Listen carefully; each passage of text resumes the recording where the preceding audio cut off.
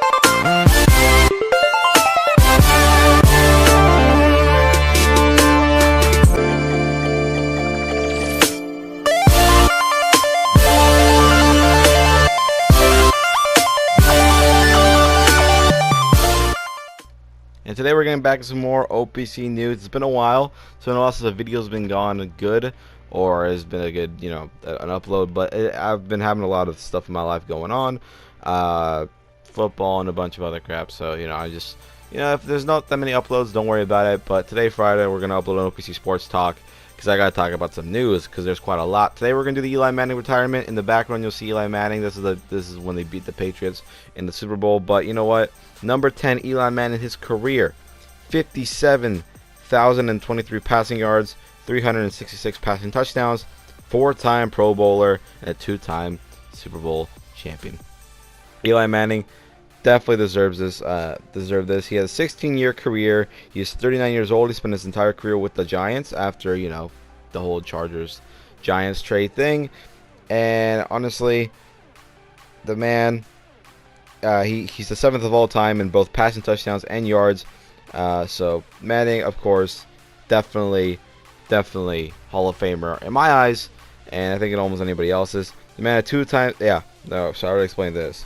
He also won the 2016 Walter Payton Man of the Year. He never missed a game due to injury. He got sit out though. A lot of messages, of course. Saquon Barkley said thank you 10. Michael Strahan said congratulations on an incredible career. Always a great teammate and friend. Enjoy all the praise because you've earned it, my friend. Now we can golf. Of course, many great players: David Tyree, Golden Tate, Evan Ingram, Darius Slayton, Cody Latimer, Benny Fowler, Davis Webb. So many great players. Just wishing Eli Manning the best in his career. And honestly, what a career it was. This man killed the NFL. I mean, his later years, everything was like, Eli's going to Eli, all this. There's the catch that changed the Super Bowl. But in my eyes, Eli Manning, he is definitely a Hall of Famer. Maybe even first ballot. The man, if everybody's calling Tom Brady the GOAT in the NFL, and this man beat Tom Brady not once but twice, even when they had a perfect season, then that, in my eyes, deserves to be Hall of Famer. Maybe, just maybe first ballot. I don't know about that one though. That's a debate for up to the fans. But we're gonna watch Eli Manning's retirement speech as we did with everybody else who retires.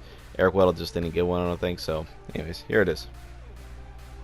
Good morning, and thanks for coming. This sport has very few real farewells, but as the clock round down on our win against the Dolphins this season, I ran to my favorite place in the stadium, the tunnel. I waved to our loyal fans, and then Abby and my kids ran out to meet me. That was my farewell, and a moment I'll cherish forever. There won't be any more tunnel moments for me, and I'll truly miss them. I'll miss standing in the shadows, staring out into the field before a game, surrounded by my teammates, and knowing all the hard work we put in. I'll miss hearing the first roar of the crowd, triggering the knowledge that we had been given one more opportunity to go win a football game. It's impossible to explain the satisfaction, actually the joy I've experienced being a Giant. From the very first moment, I did it my way.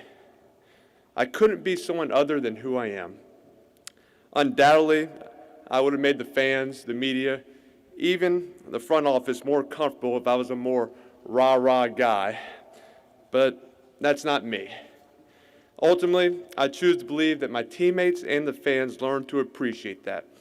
They knew what they got was pure, unadulterated Eli. I don't have any regrets, and I won't look in the rearview mirror.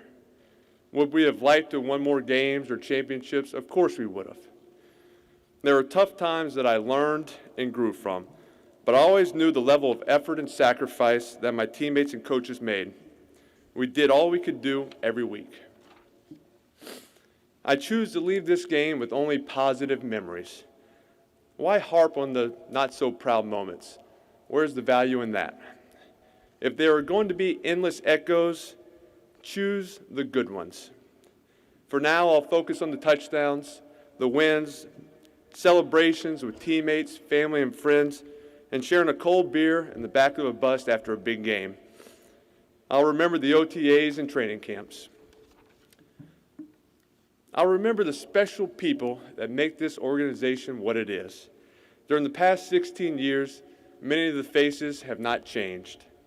From the film people, the equipment managers, the community relations department, and those in the cafeteria and the training room.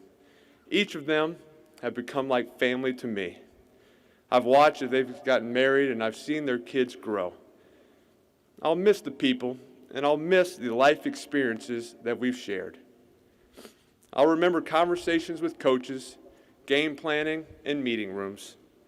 Those are unique memories that I treasure, and ones I'll relive with teammates for decades from now. When you win championships, you have a special, unbreakable bond with teammates. When you see them, you give them a hug, and you hold it just a little bit longer because of that unique connection with those special people. Many became friends that will last a lifetime. I was excited to come to New York. When I make a decision, I'm determined to make it work.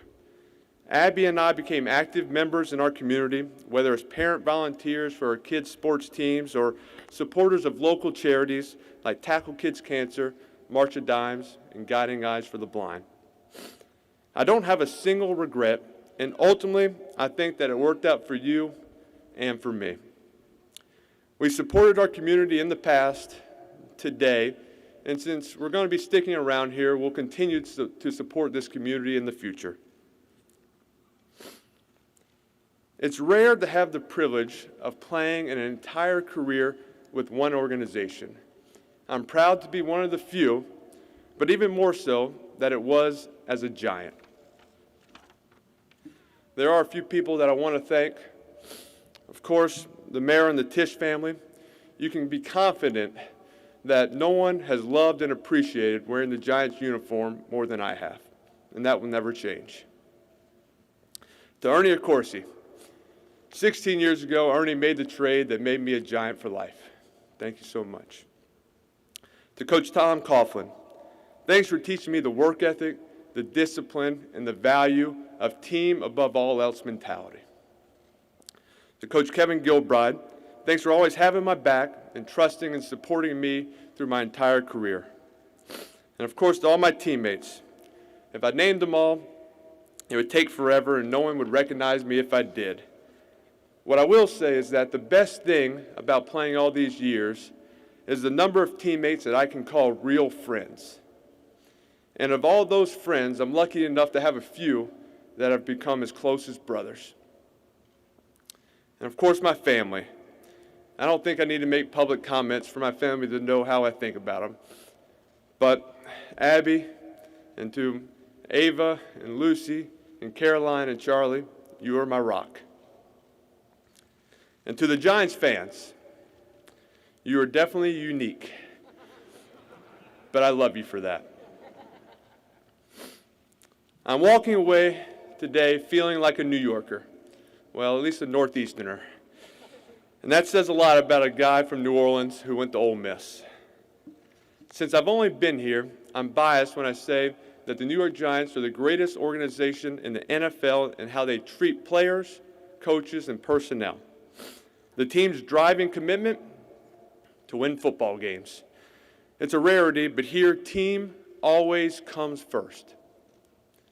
It's been an honor to be a part of this family, and I hope that I've represented the organization in the way that you wanted me to from my first day to my last. For most of my life, people have called me easy. Believe me, there is nothing easy about today. Wellington Mara always said, once a giant, always a giant. For me, it's only a giant. Thank you so much. Very heartwarming speech. Now that Eli Manning's had at this moment, let's move on with some other news. Myles Garrett has been reinstated by the NFL. Redskins released Josh Norman. The Baltimore Ravens released Tony Jefferson. Then you got Cardinals re-signing DJ Humphries, as well as Drew Brees. He will be returning for the 2020 season for the New Orleans Saints. The Seattle Seahawks re-sign Greg Olsen. What else we got here for football? Redskins released Jordan Reed, the tight end, who was very good, but injury problems. Lions released Damian Harrison. The Bears are going to release Prince Amukamara. The Lions re-signed Danny Amendola. The Chiefs assigned franchise tag to Chris Jones. Jaguars franchise tag goes to Yannick Ngakoue. I can't pronounce his name, but he apparently wants out in Jacksonville. They used the franchise tag on him.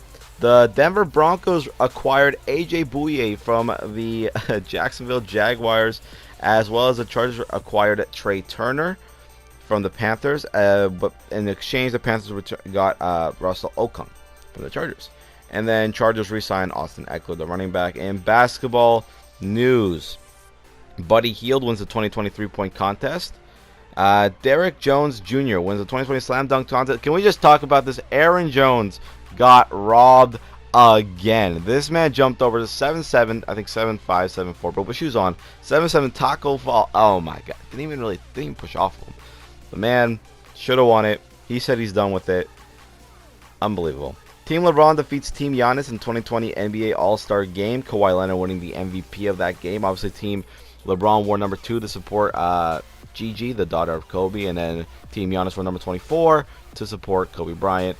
Actually, if you minus the numbers of the score at the end, it was 24 and 2. So very interesting, or something like that. I forget what the whole thing was, but it's very weird. What else in basketball news related? Reggie Jackson bought out, will sign with Clippers. The Cavaliers have hired JB Bickerstaff, as well as they were going to part ways with John Bellin. Did I pronounce the name? I don't know. Kyrie Irving is out for the whole season with a shoulder injury. And he's going to miss the rest of the remainder of the season, so it kind of sucks. But Lakers signed Markieff Morris, but they're going to have to waive DeMarcus Cousins in order to make room for him. And guess who's back? Steph Curry. Returning Sunday. Well, he did return, and the man went off. He played great. Congratulations to him. He returned. Welcome back. I think they lost the game, but Steph Curry hitting threes. Some news from LeBron James in regard to the whole situation of the baseball, taking away the rings. He says, listen, I know I don't play baseball, but I'm in sports, and I know if someone cheated me out of winning the title and I found out about it, I would be effing irate. I mean, like, uncontrollable about what I would/could do. Listen here, baseball commissioner, listen to your players speaking today about how disgusted, mad, hurt, broken, etc. about this. Literally, the ball is in your court, or should I say field, and you need to fix this for the sake of sports. Now, can I just say, if you're going to take away theirs, you got to take away the Patriots. They've cheated multiple times. Like, I like how nobody's acknowledging this. But the reason... Oh, and just another side before we get into what I got here on the back screen. NASCAR driver. Yeah, Ryan Newman. His car flipped out completely in the air. Just, if I can find a video, I'll play it right now. But holy crap, that man just went flying. Final time, Blaney to the outside, to the inside. Here comes Hamlin up the outside. Wow. Crash into the wall, into the air. Goes Newman. Upside down. In a shower of sparks on his roof, Ryan Newman comes across the line, fourth. And comes to rest. Scoring. Denny Hamlin, Ryan Blaney, too close to call. The inside, they lock bumpers and turns Ryan Newman around. Upside down he goes. Corey LaJoie coming along, making contact. Blaney tried the top side, tried to get low. Ryan Newman goes around, and the car goes to its roof, and here's the on-rushing Corey LaJoie. picking it up and over.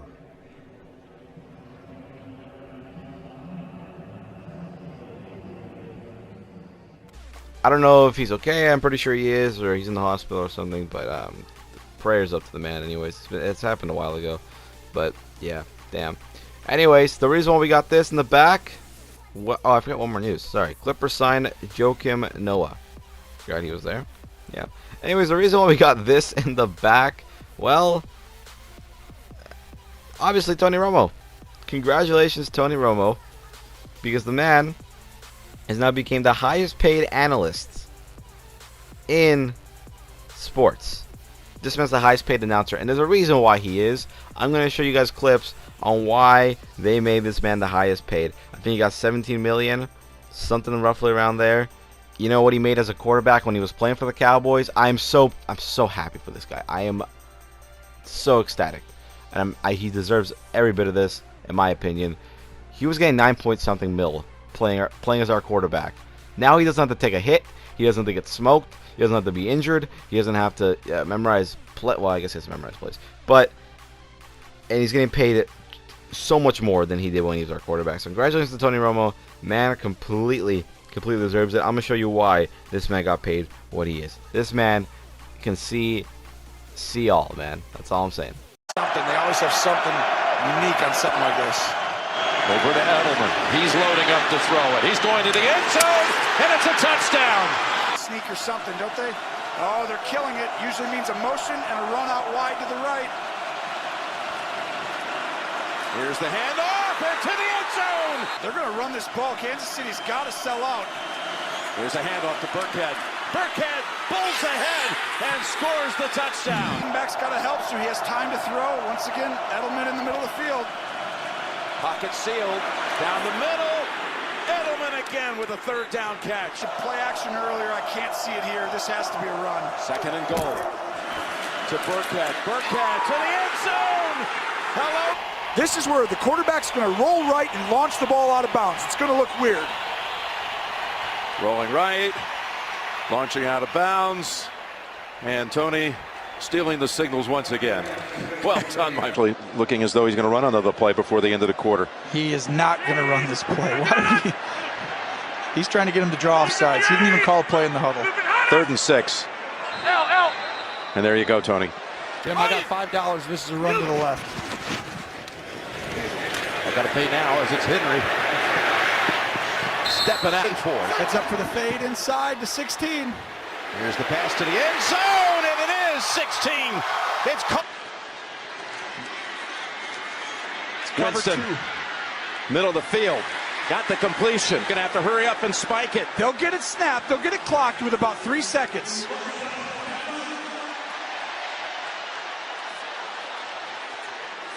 They got one shot for the game. They have a fade opportunity down here with the all-out pressure coming out of Green Bay. They're coming after him with everybody. That's Wheaton at the bottom. He's looking that way. He's going to him, and he's got. Now, as I'm very happy for Tony Romo, I'm very proud of him to call him a Cowboys quarterback in the past years. A few other people wouldn't agree, like Michael Thomas. He said, and I quote, "No way the announcer should be making more than 90% players, or 90% of the players." And well, I disagree. If you're that damn good, if you can call those plays and you can do all that, and people like when my team's on a bye, when the Dallas Cowboys are on a bye, what am I looking for? I'm watching for Romo. I'm looking for a Tony Romo game. Half the people, more than half, I will say right now, look for the game that Tony Romo is calling, because he's that good of a play caller. Like you just want to see him call the plays. That's just what it comes down to. It's what it boils down to. You just want to see this man specifically, Tony Romo, number 9, call the plays of the game, because he's that damn good at it, and nobody else can do it. No, I'm just saying. Well, not that I've seen so far. Anyway, so very good job for CBS. Very good job for Tony Romo. Very happy for the man. Obviously, some people are not. He's making more than J.J. Watt and like some very big name players this next year, so that's impressive just on its own. But with that being said, guys, I think that's all I got for OPC Sports Talk today. Hope you guys enjoyed the video, and I'll see you guys in the next one. I'm out. Peace. Romo, low snap, bobble. He picks it up, has time, throws for the end zone. Caught by Witten. Touchdown! Tony Romo ripping victory out of the jaws of defeat. Tony Romo has taken a lot of heat over the years for not playing in the clutch. That was pretty darn strong. Tony Romo has had as many excruciating losses as anybody. And he's had some dramatic wins as well. By the pure numbers, he is the greatest quarterback in Cowboys history. There's no question about that. In 10 years from now, we'll look back on it and say, that guy had a hell of a career, just was never appreciated.